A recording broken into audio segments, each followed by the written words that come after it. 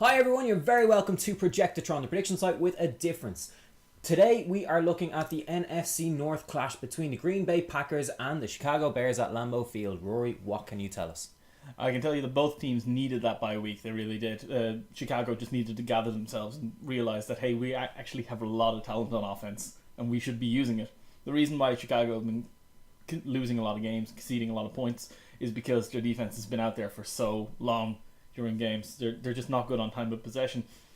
And now they're coming up against a team with Aaron Rodgers, who is so accurate, with the passing game.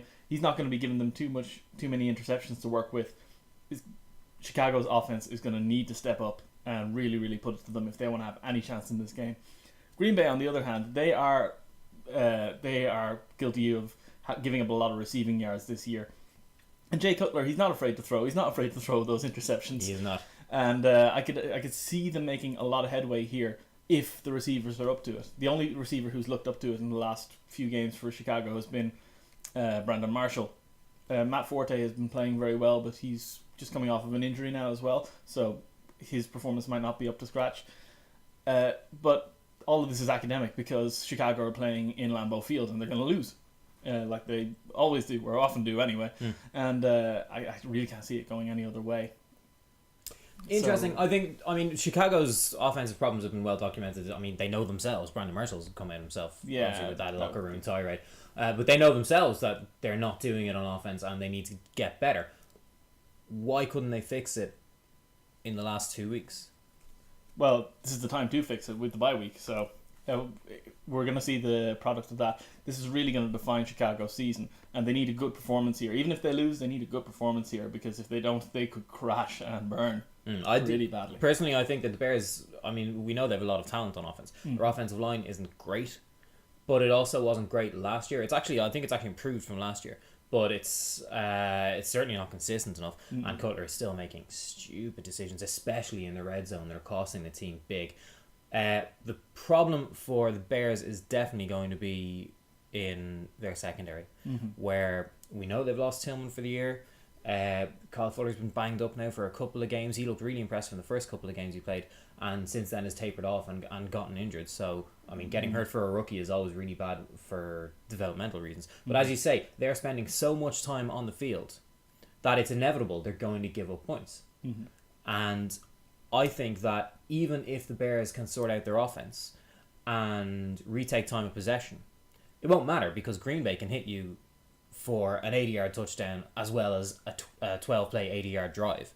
Or just a 10-yard run up the middle, which, Lacey, the form he's been in, he should be able to do that a couple of times anyway. Yeah, the resurgence of Lacey is really a boon, and Chicago have slightly improved on rushing D this year, but I mean, not sufficiently. Well, I wonder if those stats are just a bit padded because their defense has spent so much time on the pitch that they're naturally going to get more sacks and they're going to block more passes.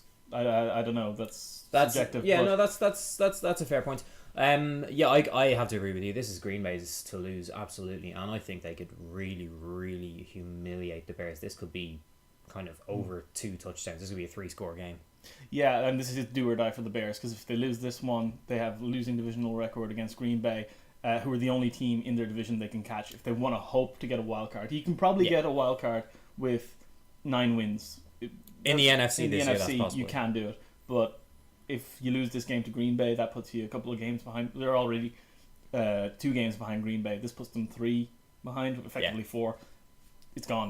This is their last chance already. But Green Bay, similarly, we'll be looking at that going, look, we might need to win the division just to get out of this and into the postseason.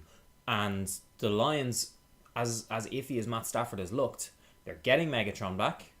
He's supposedly coming back this week. So the Lions could be a completely different outfit offensively than what we've seen the last 5 or 6 weeks. If that's the case, they suddenly become genuine contenders for not just for the division, but for the NFC. Absolutely, yeah. So Green Bay know that they have to get this win, especially a divisional win, if they want to keep any heat on the Lions as well. So we're both going with Green Bay wins? I'm going to say Green Bay by 2 touchdowns, yeah. Yeah, I think at least 2 touchdowns. What about Projectatron? Projectatron reckons this will be a much closer game. Projectatron says that this is going to be a 33-27 victory to Green Bay.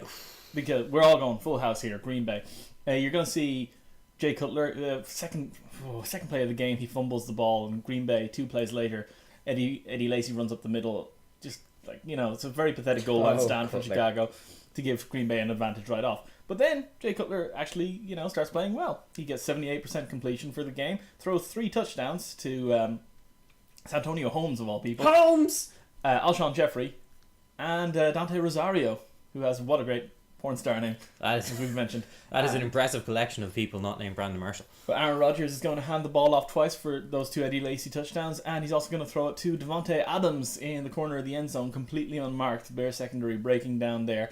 And then, just when it looks like the Bears are going to go into overtime and they're going to score a field goal to at least put them ahead, Cutler fumbles again, and they take it all the way. Neal takes it all the way to the house for 6 points, and it's game over in overtime. Game over and season over for the Bears, if that happens. So that's Cutler being Cutler. Cutler being Cutler, yeah. Cutler be Cutler. Good work, Projectron. Very accurate. Okay, so there you have it. We're going with a clean sweep for Green Bay. Rory's going with at least 2 touchdowns. I'm going with more. And Projectron is saying that they're going to win it in a tight game in overtime with, shock horror, a Jay Cutler fumble. Don't forget to join us for our NFL Podjectatron, where we're also going to be looking at our mid-season report. And we've got Premier League Projectatron and Premier League Podjectatron up as well. Thanks a million for joining us. We look forward to talking to you soon. And until then, enjoy the football.